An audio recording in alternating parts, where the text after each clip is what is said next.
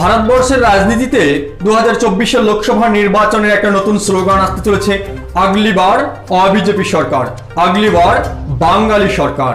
অবশ্যই এটাকে আপনারা কতটা সমর্থন করছেন?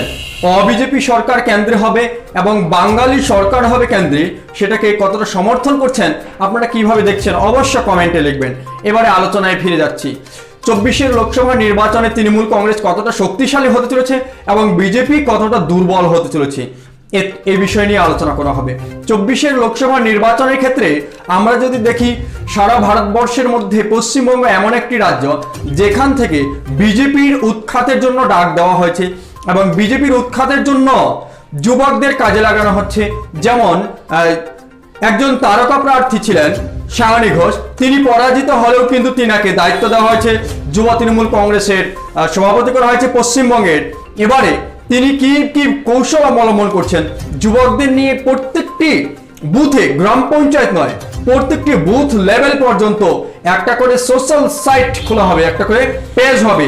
সেই পেজে বিজেপি যে ভুল বলবে, বিজেপি যে জনবিরোধী কথাগুলো বলবে, তার জবাব দিতে হবে সেই পেজে এবং মমতা বন্দ্যোপাধ্যায়ের উন্নয়নগুলোকে তুলে ধরতে হবে। সায়নী ঘোষ কিন্তু এমনটাই পদক্ষেপ নিয়েছেন এবং তিনি আরো জানিয়েছেন যে ভারতবর্ষের শুধু পশ্চিম বাংলায় নয়, ভারতবর্ষের প্রত্যেকটি রাজ্যে এইভাবে প্রত্যেকটি বুথ থেকে, যেই রাজনৈতিক দল থাকুক, প্রত্যেকটি বুথ থেকে 10 জন করে অ্যাক্টিভ সদস্য নিতে হবে।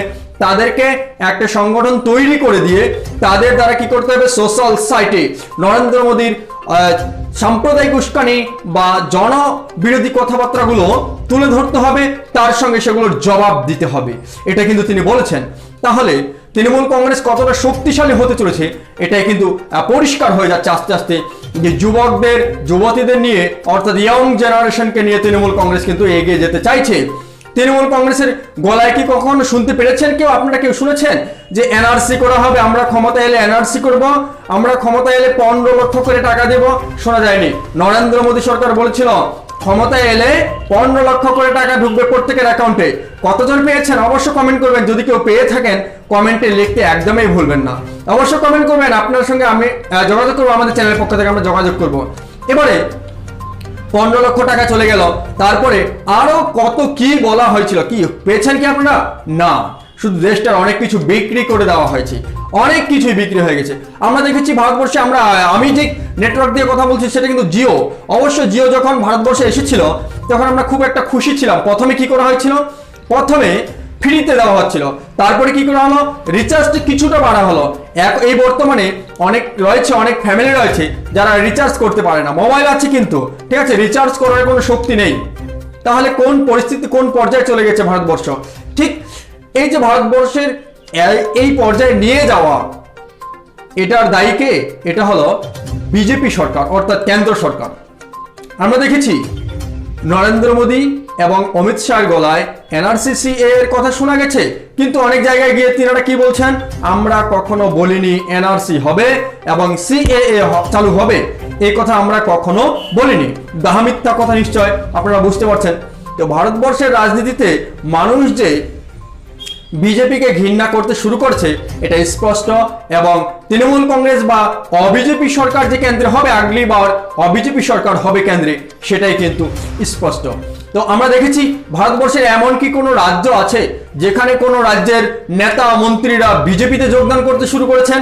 না, কোথাও এমন কিন্তু উদাহরণ বর্তমান পরিস্থিতি দেখা যাচ্ছে না। তাহলে 24-এ বিজেপি কিভাবে থাকবে? বিজেপি ছেড়ে তো মানুষ অন্য দলে চলে যাচ্ছে, বিজেপি থাকবে কিভাবে? অবশ্য মানুষ যদি চায় তাহলে বিজেপির উৎখাত নিশ্চিত, 2024-এর লোকসভা নির্বাচনে বিজেপির উৎখাত নিশ্চিত হবে। মানুষ যদি না চায় আবার বিজেপি সরকার গঠন করবে আরো 5 বছরের জন্য। মানুষেরই শেষ কথা বলে, অর্থাৎ জনগণের শেষ কথা বলে কে সরকার গড়বে কে গড়বে না, আপনারা অবিজেপি সরকার না বিজেপি সরকার, কাকে চাইছেন অবশ্যই আপনারা কমেন্ট করতে একদমই ভুলবেন না। কিন্তু আমরা যদি লক্ষ্য করি তৃণমূল কংগ্রেস অনেকটা শক্তিশালী হতে চলেছে, শক্তি বাড়ছে তৃণমূল কংগ্রেসের, দিনের দিন তৃণমূল কংগ্রেসের শক্তি বাড়ছে। অন্যান্য রাজ্যেও তৃণমূল কংগ্রেসের বিস্তার হবে এমনটা মনে করছে রাজনৈতিক মহল এবং তৃণমূল কংগ্রেসের চেষ্টা করছে। তো অবশ্য আমরা দেখতেও পাচ্ছি যে বাংলাতেই শুধুমাত্র বিধায়কদের ধরে রাখতে মরিয়া বিজেপি নিজের দলের বিধায়কদের ধরে রাখতে পারছেন না। তাহলে ভারতবর্ষটাকে কিভাবে সামলাবে বিজেপি? এটা একটা বিষয়, বিশাল একটা বিগ কোশ্চেন, সেটা আমরা মনে করতে পারি যে ভারতবর্ষের ইতিহাসে এমন কি কোনো রাজনৈতিক দল দেখেছি যে রাজনৈতিক দল এত বেশি সাম্প্রদায়িক বিষয়ের সঙ্গে জড়িত, এত বেশি সাম্প্রদায়িক উস্কানিমূলক কথা বলেছে?